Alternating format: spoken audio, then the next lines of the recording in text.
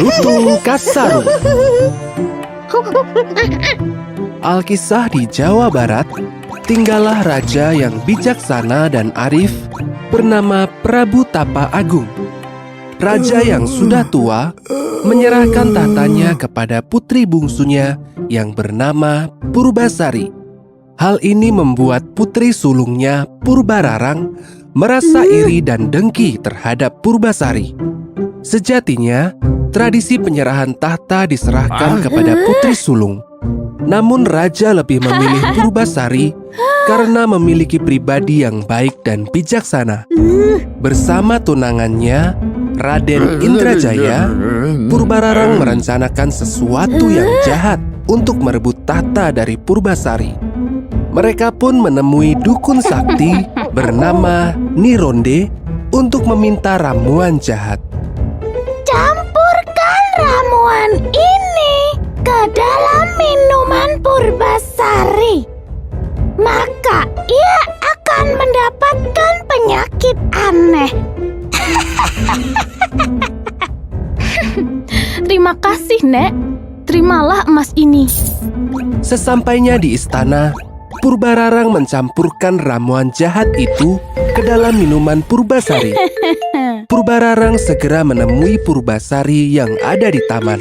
Hai, Dik. Ini kubawakan minuman menyegarkan untuk sang ratu. Kakak bisa saja. Terima kasih, Kak. Segar sekali minuman ini. Belum habis minumannya, tiba-tiba tubuh Purbasari dipenuhi dengan bintik hitam. Ya, apa ini? Kenapa dengan tubuhku?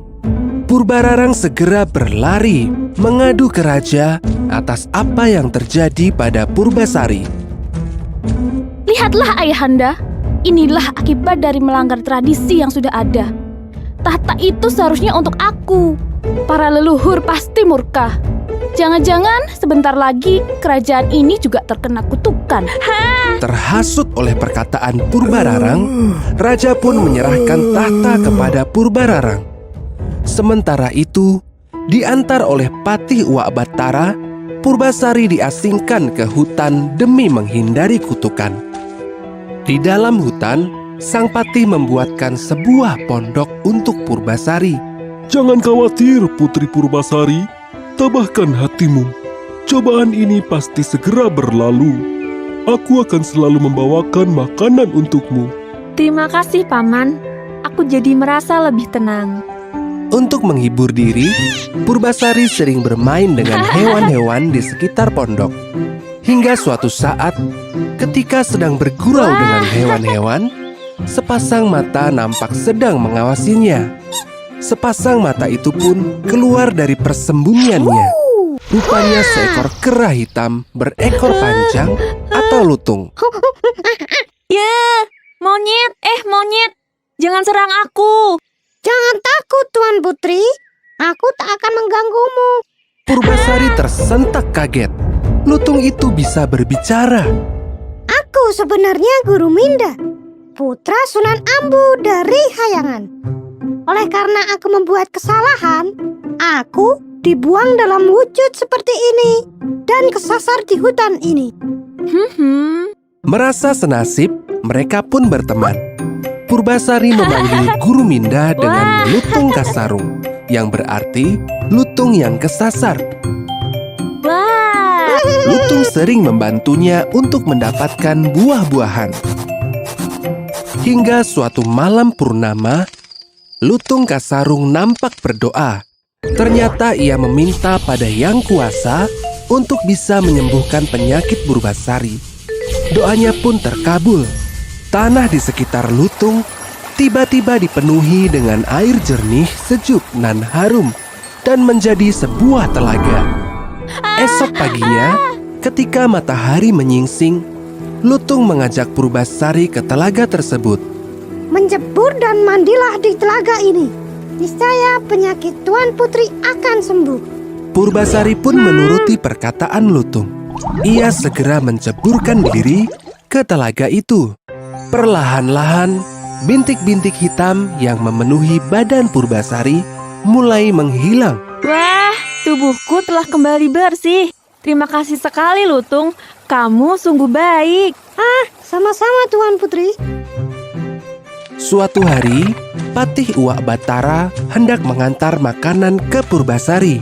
Sesampainya di pondok Purbasari, Patih dikejutkan oleh penampakan Purbasari. Hah, Putri? Anda sudah sembuh. Penyakit itu telah hilang. Iya, Paman. Ini semua berkat si Lutung. Syukurlah. Berarti Tuan Putri bisa kembali lagi ke istana. Maaf, Paman. Sepertinya aku harus menolak ajakan Paman. Apa maksud Tuan Putri? Aku sudah betah untuk hidup di sini. Aku merasa nyaman tinggal bersama teman-teman di hutan. Tapi, Tuan Putri, Raja tentu akan sangat merindukanmu. Mohon pertimbangkan lagi. Baiklah. Tapi dengan satu syarat. Lutung Kasarung ikut bersamaku kembali ke istana. Tentu saja, Tuan Putri. Maka, Purbasari pun kembali ke istana.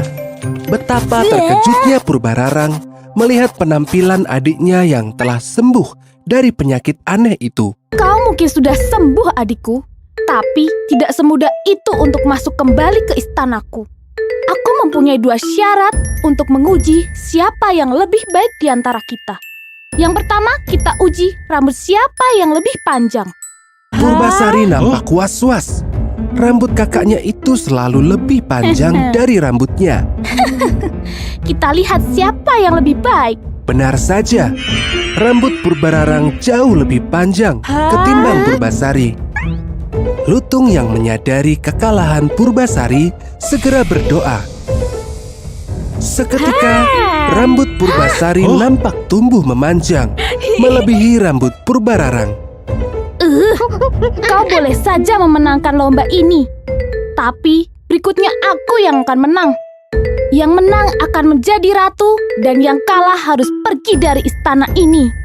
Lomba kedua, adu ketampanan dan kegagahan pasangan. Purbararang yang telah memiliki tunangan, Raden Indrajaya yang terkenal ganteng dan gagah, nampak percaya diri akan memenangkan lomba itu.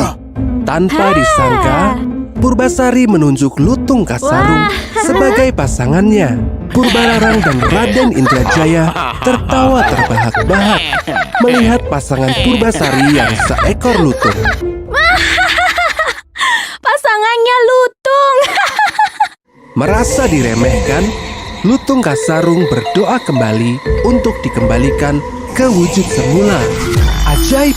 Lutung Kasarung berubah kembali ke wujud manusia. Ia terlihat jauh lebih tampan dan gagah dibandingkan dengan Raden Indrajaya.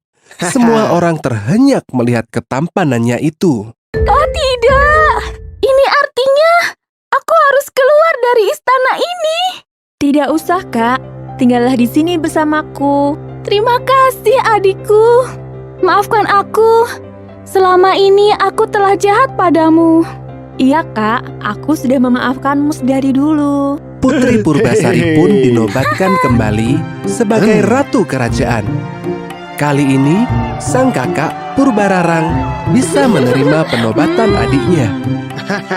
Akhir cerita, Putri Purbasari pun akhirnya menikah dengan Lutung Kasarung atau Guru Minda. Mereka juga mengajak teman-teman hewannya dari hutan.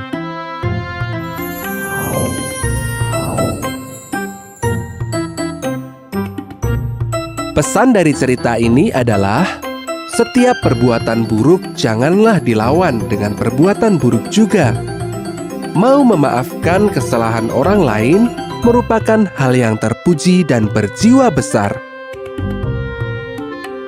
Yuk dukung Riri dengan menekan tombol subscribe.